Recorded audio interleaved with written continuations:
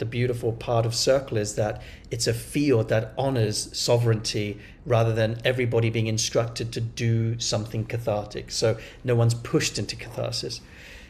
That doesn't stop, though, however, your system being in a field with a lot of catharsis.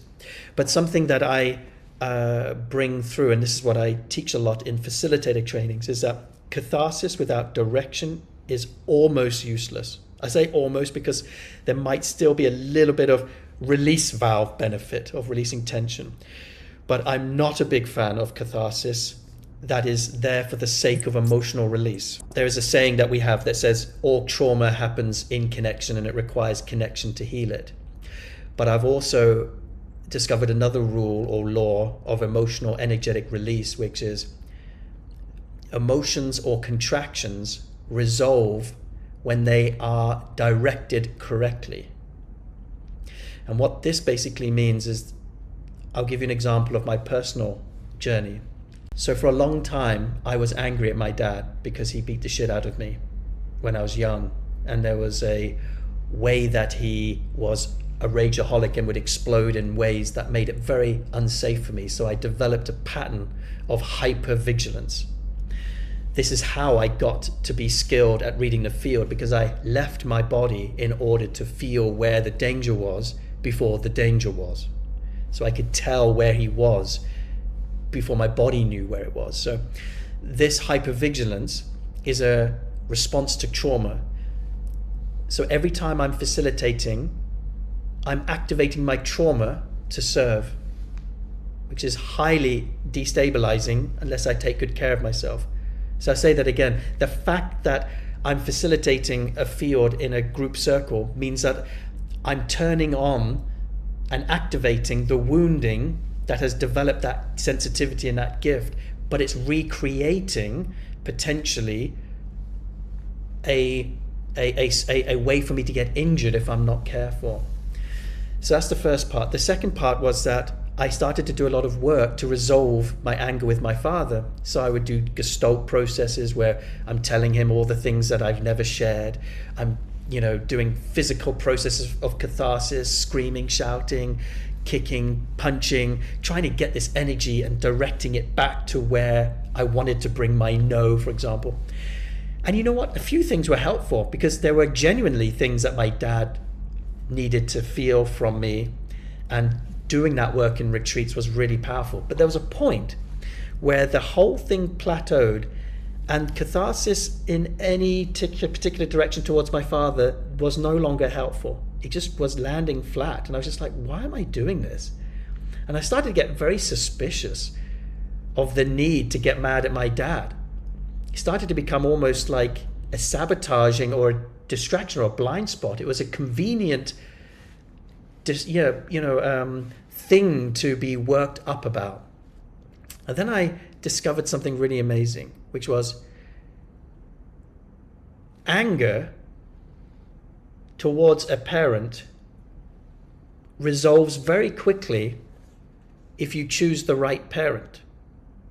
And that just struck me as like profound. And I started to think, I've been being angry at my father, but where was my mother when this was happening? When I was getting attacked at 4, 5, 6 years old, I needed protection. Where was she? She was numb. She froze. Her nervous system couldn't deal with that energy. And when I spoke to her later in life, she was in terror.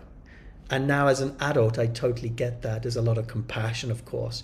But that young part of me was pissed at her for not bringing the mother's bear, if you like, the protective energy.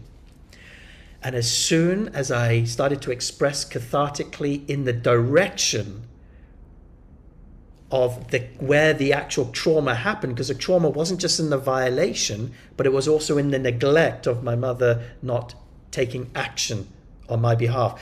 And as soon as that one connected, a whole nother level of liberation became available. And so what I get and what I've got and my medicine as a facilitator now is this: cathartic without accurate direction is pretty much useless. So what's really important is that everybody get clear about their real direction of who they have polarity with. Polarity not in the intimate way, polarity in terms of blame.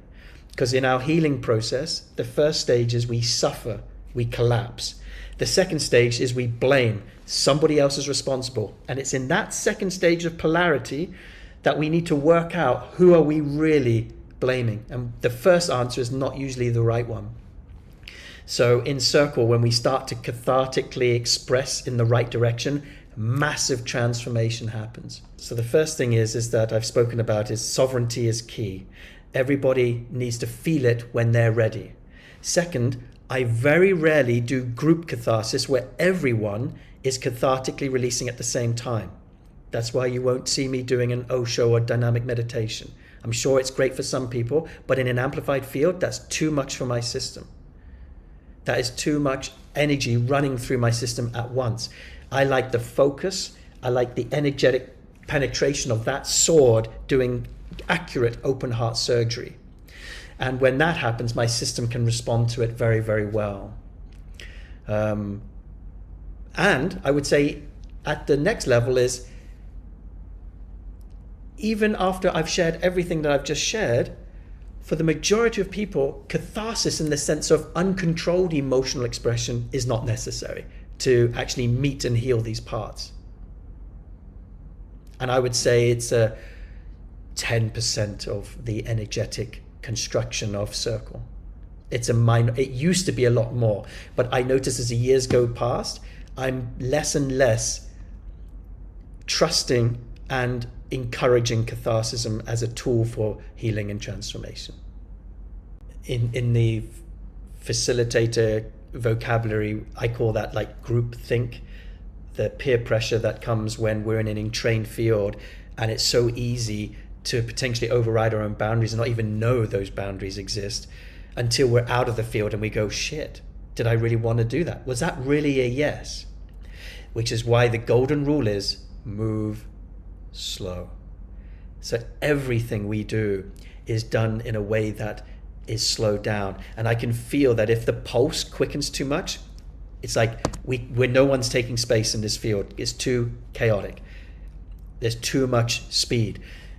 The best, highest quality of process occurs in the slowed down, dropped in, tender spaces. And out of that, I can trust it. So slowing down is what makes that safe in the end. I have a similar fear, for example, with ayahuasca.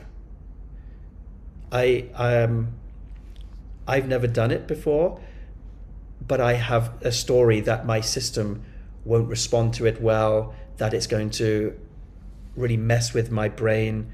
I'm not going to be able to be productive, sharp, think straight. I'm going to lose my capacity to read the field. It's like I feel really protective of me being kind of like naturally built. And I don't need external agents to kind of open me, deepen me, clear me, purge me. And yet I hear such wonderful experiences of people who take the medicine. And yet there's a part of me that goes, yeah, I'll be that one person that is just going to mess me up. And so I've got a similar, I can feel the vibration you're coming with because I have my own version of it. And ultimately, I know I'm not going to touch ayahuasca until I get the impulse to be called by the plant. All healing has its time. And this is what I would encourage for you too, is like when you are not just drawn from the place of FOMO, but you are drawn instead by the impulse to be called by the field itself. And you're called by that transmission and it says, it's time, Fons. Then you can trust that.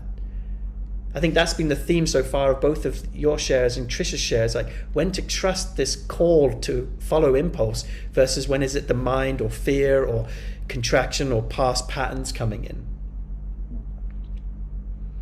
So I have no need to rush you. You will follow your time and you'll find your way and you'll find the modalities that serve and meet where you're at. And I can feel ayahuasca coming closer.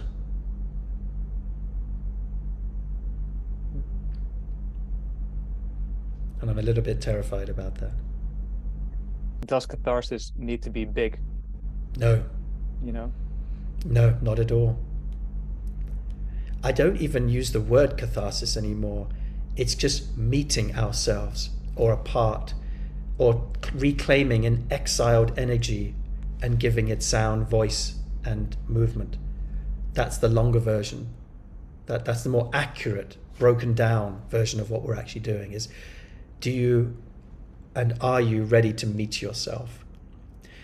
And each one of us has an integrated self, but we also have exiled parts, parts that are not part of the whole. And these parts tend to work against us when they're not part of our collective integrated wholeness. And so I think it's worthwhile meeting them, facing them, connect, not intellectually, not through the mind, but through an embodied process. And through that, we get to become more whole. We expand our emotional energetic range, we become more free. And that's the process. But it doesn't have to be loud and crazy and intense. And I totally understand why watching or looking at some of those pictures that you would get that conclusion, because a lot of the pictures were moments of intensity. And yet there are equally just as many, if not more, moments of complete tenderness and softness, and places where it was so subtle. Yeah. Cool. Thank you, Fons.